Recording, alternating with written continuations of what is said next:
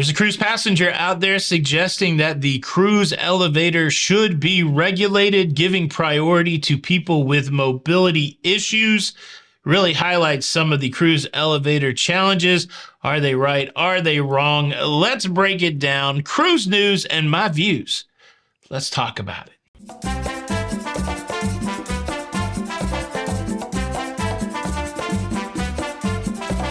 Hey, what's up, everybody? Welcome to Lido, Loca. I am your host, Tony, here with the latest cruise news and views for your face. Here to talk you through everything going on in cruising. Settle in, hit the like button, subscribe if you will, and let's talk about some cruise elevator issues. Issue number one is there are people that go on cruise ships that have mobility issues. They have to use mobility devices like scooters and wheelchairs and walkers and canes to get around. And while there is a problem on cruise ships, because many times on cruises, fully able-bodied people with no mobility issues will push by people with mobility challenges, taking their spot on the elevator. That's a big issue when it comes to cruise elevators. Another big issue when it comes to cruise elevators is there are people that will have zero regard for people who have been waiting for the elevators. They will pop right into the elevator bank and they will pop right into the open elevator door, like I said, regardless of whether people have been waiting or not. And while these are problems that have been pervasive in cruising since I've been cruising, probably even longer, and well, we need to find a solution. Now, one Carnival cruise passenger has come up with a solution, proposing what is almost seemingly a pass for the elevator. This suggestion was sent to the brand ambassador for Carnival Cruise Line, John Heald, in a message, and the message reads like this. Carnival and you, John, must do more for people like me who are forced to use mobility scooters. We should and must be allowed into and out of elevators first.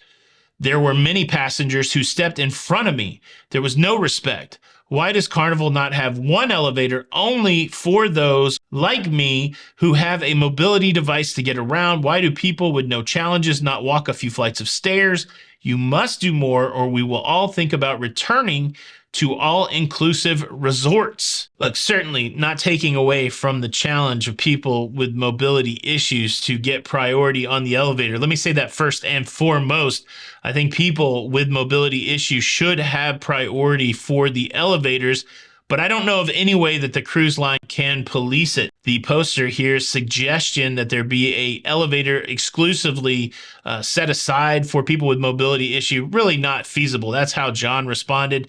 And if we're thinking about it, it's really not feasible. The amount of people with mobility issues versus the people without mobility issues, there's not enough elevators to dedicate an elevator to that. And plus, you would have to have an employee that would police that, or you'd have to deputize other cruisers to police that. So I think the issue is teaching everybody to be on the lookout for people with mobility issues and making sure that we give them priority on the elevators. It's going to be something that we have to do as cruisers. But I do want to push back against the suggestion that people should be forced to take the stairs if they are able. Now, I know a lot of people voluntarily take the stairs. They like it. They believe it's a way to burn calories. They like to do that. I'm personally not like that. I can take the stairs. I can walk 1, 2, 3 flights of stairs. I can manage that, but that's not what I want to do on my vacation. It would be weird to me to go to a hotel and get a room on the 3rd floor and then always walk the stairs up there. I don't know anybody who is climbing the stairwells in hotels because they're there. And so I push back against the suggestion that able-bodied people must walk up the stairs. And how would you even police that? Again, there's not enough cruise employees to police that. Would it be like, again, deputizing other cruisers to stand in the elevator banks to shame them? Would you have to have a pass? I could see the interaction like, hey, Bob, are you down there on deck 6? Yeah. Well, I just seen a guy with a flowered shirt go in on deck 6. Hey, Marie, deck 7.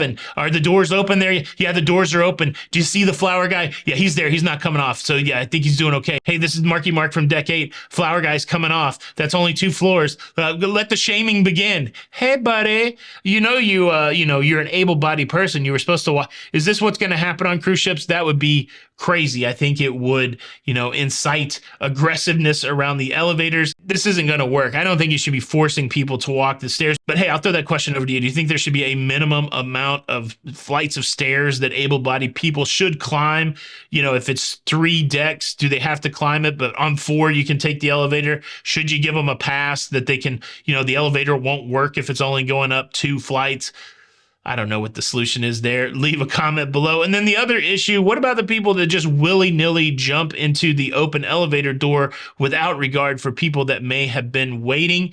Is there a solution for that? I posed that question before and I got a lot of pushback. People saying it's a dog-eat-dog world when it comes to the elevator bank. To the victor goes the spoils. If I get into that open elevator first, well, it just sucks to be you. Do you think that there's, any way to fix that problem? Is that just a people problem? How do you solve these problems? How do you help the person with mobility issues?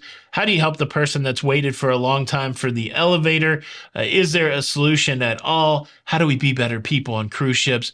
Leave a comment below. And real quick, if I can do some real-time evaluation of this show about elevators, it had its ups and downs, don't you think? More ups than downs. So go ahead and hit the like button. If you do want to see the video I did about elevator etiquette, check this out here. This is Tony for Lido Loca, and until the next time, we'll see you on the Lido. Bye.